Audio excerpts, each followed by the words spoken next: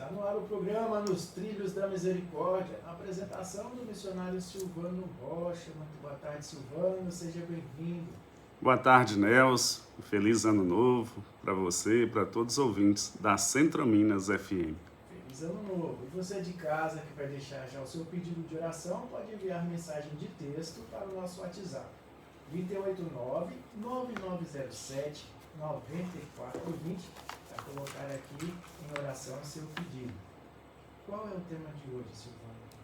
Hoje nós vamos falar de algo importante e principalmente porque o ano se inicia, vamos falar sobre virtudes e vícios, atitudes e hábitos. Gostaria de iniciar com uma história e o título da história é Assembleia na Carpintaria. Contam que na carpintaria houve uma vez uma estranha assembleia. Foi uma reunião das ferramentas para acertar suas diferenças. O martelo exerceu a presidência, mas os participantes lhe notificaram que teria que renunciar. A causa fazia demasiado barulho. E, além do mais, passava todo o tempo golpeando. O martelo aceitou sua culpa, mas pediu que também fosse expulso o parafuso, dizendo que ele dava muitas voltas para conseguir algo. Diante do ataque, o parafuso concordou, mas, por sua vez, pediu a expulsão da lixa. Dizia que ela era muito áspera no tratamento com os demais. A lixa acatou, com a condição de que se expulsasse a trena, que sempre media os outros segundo a sua medida, como se fora a única perfeita.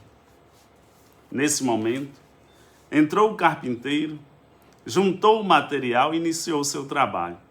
Utilizou o martelo, a lixa, a trena e o parafuso. Finalmente, a rústica madeira se converteu num fino móvel. Quando a carpintaria ficou novamente só, a assembleia reativou a discussão. Foi então que o serrote tomou a palavra e disse: Senhores, ficou demonstrado que temos defeitos, mas o carpinteiro trabalha com nossas qualidades, com nossos pontos valiosos. Assim, não pensemos em nossos pontos fracos e concentremos-nos em nossos pontos fortes. A assembleia entendeu que o martelo era forte. O parafuso unia e dava força. A lixa era especial para limar e afinar as asperezas. E a trena era precisa e exata. Sentiram-se, então, como uma equipe, capaz de produzir móveis de qualidade. Sentiram alegria pela oportunidade de trabalhar juntos. Ocorre o mesmo com os seres humanos. Quando uma pessoa busca defeitos em outra, a situação torna-se tensa e negativa. Ao contrário, quando se busca com sinceridade os pontos fortes dos outros, florescem as melhores conquistas humanas. É fácil encontrar defeitos. Qualquer um pode fazê-lo, mas encontrar qualidades e enxergar atributos, isto é, para sábios. Nessa pequena história, ela também pode se traduzir na história de cada um de nós. Cada um de nós temos as nossas qualidades, como ali o carpinteiro soube utilizar. Também temos os nossos defeitos e as nossas fraquezas. Mas quem nos permite unir, fazer com que nós demos frutos, que as nossas virtudes apareçam, é Deus.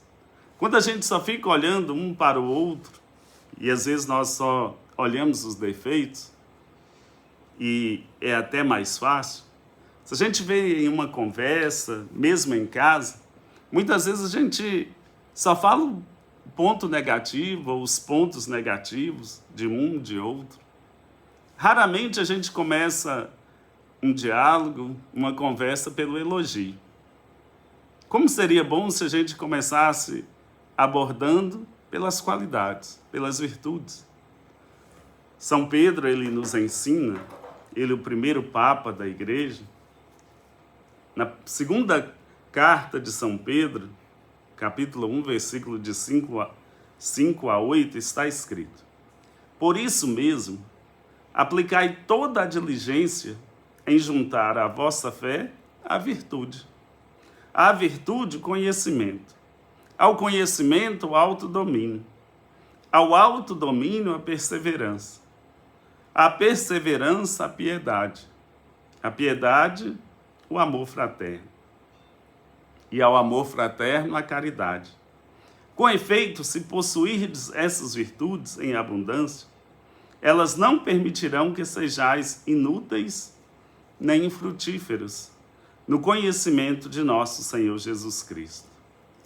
Nesse texto bíblico, nós podemos ver que toda a nossa realização, que todo o nosso relacionamento com Deus, e consequentemente, nós só conseguimos relacionar bem com as outras pessoas, inicia pela fé.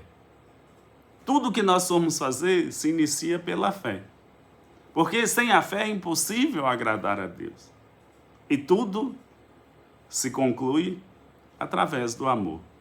Então, a nossa vida, a nossa caminhada de fé, a nossa caminhada de ser uma pessoa segundo o coração de Deus, se inicia pela fé e conclui no amor.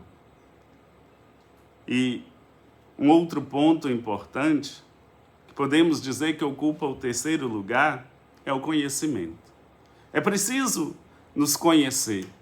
É preciso conhecer as nossas limitações, as nossas fraquezas. No texto bíblico nós vimos que é preciso darmos passo, como se fosse um degrau. Inicia pela fé, o último degrau é o amor, mas aí vem as virtudes, o conhecimento, o autodomínio, a perseverança, a piedade, o amor fraterno e, por último, a caridade. O objetivo de ter uma vida virtuosa é tornar-se semelhante a Deus. Mas é importante nessa trajetória, nessa caminhada, que nós temos virtudes e vícios, atitudes e hábitos. Vamos entender um pouco sobre isso. O que é uma atitude? No dicionário, a atitude é o comportamento ditado por disposição interior. Então, a atitude é a maneira constante de ser. Então, a minha maneira de ser. Todo mundo tem essa atitude. O hábito é a maneira constante de fazer. O mais importante não são os hábitos, mas as atitudes. É comum encontrarmos hábitos sem atitudes. Então, às vezes, alguém pode fazer algo, mas ele não tem a atitude de fazer. Ele faz porque vê os outros fazerem, porque acostumou. Então, às vezes, de tanto repetir as coisas, podemos esquecer porque as estamos fazendo. Por detrás de um hábito pode não haver atitude. O que deve mudar é o hábito, não a atitude. Quem educa deve preocupar-se em criar bons hábitos, mas deve-se preocupar-se muito mais em criar excelentes atitudes. Hábito e atitude nos remetem a refletir sobre virtudes e vícios. A virtude é o hábito de fazer o bem. Então eu e você, meu irmão, minha irmã, nós precisamos dessa atitude, dessa resolução, dessa decisão de fazer o bem. A virtude é esse hábito de procurar fazer o bem. E não só fazer o bem, mas enxergar o bem nas outras pessoas. Enxergar aquilo que é de bom, aquilo que nos une. E o vício é o hábito de fazer o mal. Nós temos que pedir a graça a Deus de termos mais virtudes e ter menos vício a cada dia. É tanto que para eu superar os meus vícios, eu preciso de uma virtude. A nossa vida, ela precisa ser preenchida. E se não for preenchida por coisas boas, pelas virtudes, pela graça de Deus, é preenchida por aquilo que é ruim, por aquilo que é mal. É por isso que se eu retiro um vício da minha vida, eu preciso colocar uma virtude. Eu preciso ter essa atitude, essa resolução. Eu preciso ocupar o meu tempo. Se eu uso o tempo mal e às vezes até perco tempo com aquilo que não me leva a crescer, não me leva à santidade. Às vezes o tempo meu ele é mais usado para tantas outras coisas, mas eu não tenho tempo para Deus, não tenho tempo para a família, não tenho tempo para o descanso, para o lazer. É preciso eu organizar. É preciso eu organizar o tempo. É preciso essa disposição, essa virtude para que eu possa organizar a minha vida. E aí eu vou perdendo tempo. Aí eu não consigo mudar. Aí eu não tenho a atitude.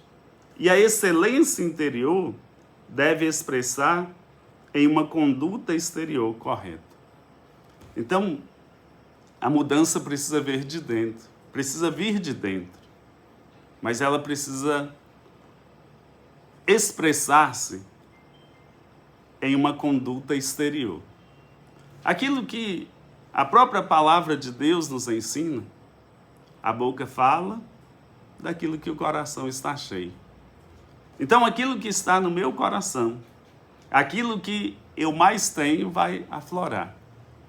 Eu quero rezar com você e por você, nesse ano de 2024, pedindo que você seja uma pessoa virtuosa, que você tenha grandes virtudes, que as qualidades, as boas qualidades em você possam ser abundantes. E se você tiver essas virtudes, essas graças de Deus, você vai conseguir fazer, como essa história da Assembleia na carpintaria. Aquele carpinteiro, São José, a profissão dele foi ser carpinteiro. Foi também Jesus também aprendeu a ser carpinteiro. E o carpinteiro sabe usar todos os tipos de ferramenta. É preciso que eu e você convide cada dia o Senhor, na nossa casa, na nossa família, para que nós possamos viver em harmonia. Quantas famílias que estão desajustadas, porque cada um culpa o outro, fala do outro, mas não aborda ali as qualidades. Não ajuda o outro a crescer. Em um relacionamento, a nossa medida precisa ser a seguinte: em casa, no namoro, no noivado, no matrimônio, nos relacionamentos, eu preciso saber se eu ajudei aquela pessoa que eu convivo a ser melhor. Essa é a medida. Que nesse ano de 2024, todas as pessoas que você conviver, você possa deixar esses rastros, você possa deixar essa graça de Deus no coração. Para que essa pessoa, ela seja melhor, ela seja mais santa, ela seja mais virtuosa e que seja uma pessoa segundo o coração de Deus. É isso que eu desejo para você nesse ano de 2024. Desejo paz, alegria, felicidade, que seja um ano de bênçãos e das graças de Deus, seja um ano que a sua vida possa ser melhor, junto com o Senhor. Aquilo que você não conseguiu nos outros anos, eu desejo, segundo a vontade de Deus, que seus planos, que seus projetos se realizem. Temos pedido de oração, Nelson? Sim, a Eva que chegou aqui dizendo: oi, tudo bem com vocês? Peço orações para mim e toda a minha linda família, e para vocês também. A Juliana dizendo: boa tarde, sou a Juliana de Araçás, quero pedir oração para a minha saúde e também para minha filha, Maria Fernanda, meu esposo Denilson minha mãe Marli e todos os meus irmãos. Esses foram os pedidos de hoje. Convido você, que pode, eleve o seu pensamento a Deus, feche os seus olhos, mas queira agora estar na presença do Senhor nesse momento de oração. Apresente para o Senhor e entregue agora as suas realidades, as suas necessidades. Nós podemos ver que no momento de oração, até mesmo na família, estamos às vezes celebrando, outras pessoas precisando de oração. Nesse momento de oração, quero rezar pela minha esposa, Eliane Lima, pelo seu aniversário natalício. Quero rezar também pelo meu afilhado, sobrinho e afilhado, Arthur Henrique, pela recuperação da sua saúde. Rezar pela Eva, por todos os seus familiares aqui nominados, pela Juliana, também lá de Araçás, todos os seus familiares, todas as pessoas que pediram e pedem orações, por aquela pessoa que você está rezando agora, pelos enfermos. Quero rezar pela minha tia Fatinha, no seu tratamento de saúde, por todas as pessoas que estão necessitadas. Mas eu quero pedir principalmente para você, meu irmão e minha irmã, que você nesse ano de 2024, aquilo que você não conseguiu realizar como pessoa, aquilo ainda que você precisa crescer como uma pessoa virtuosa, como uma pessoa que precisa desabrochar assim como uma flor, para ser cheio e cheia da graça de Deus, que possa acontecer. Esse ano que se inicia, que seja o início de uma nova vida, que seja o início de uma graça nova. O Senhor está tocando em pessoas agora, enquanto rezamos, está curando agora situações de vícios, situações que você, de rotina, que você já se acostumou, e o Senhor está colocando atitude, resolução no seu coração. Eu quero rezar pedindo essa graça por você. Você que está precisando tomar uma atitude, às vezes a gente até já ouviu isso várias vezes. Toma atitude, menino. Às vezes, para nós homens, ainda jovens, rapazes, adolescentes, às vezes o pai e a mãe tomam atitude de homem. Eu quero dizer para você, com todo carinho, meu irmão e minha irmã, toma atitude de filho de Deus. Toma essa atitude, assuma que você é um filho amado de Deus. Toma uma atitude de cristão. E nesse Pai Nosso, quero rezar pedindo essa graça por você. Que você tenha essa atitude de ser uma pessoa boa, de ser uma pessoa virtuosa. Pai Nosso, que estais nos céus, santificado seja o vosso nome. Venha a nós o vosso reino. Seja feita a vossa vontade, assim na terra como no céu. O pão nosso de cada dia nos dai hoje. Perdoai as nossas ofensas, assim como nós perdoamos a quem nos tem ofendido. E não nos deixeis cair em tentação, mas livrai-nos do mal. Amém. Eu invoco sobre mim, sobre os que aqui estão, sobre os que estão rezando agora nesse momento, o sangue de Jesus Cristo, o Cordeiro de Deus que tira o pecado do mundo, para que nos purifique de todo pecado e nos proteja contra toda a influência do maligno. Em nome do Pai, do Filho e do Espírito Santo. Amém.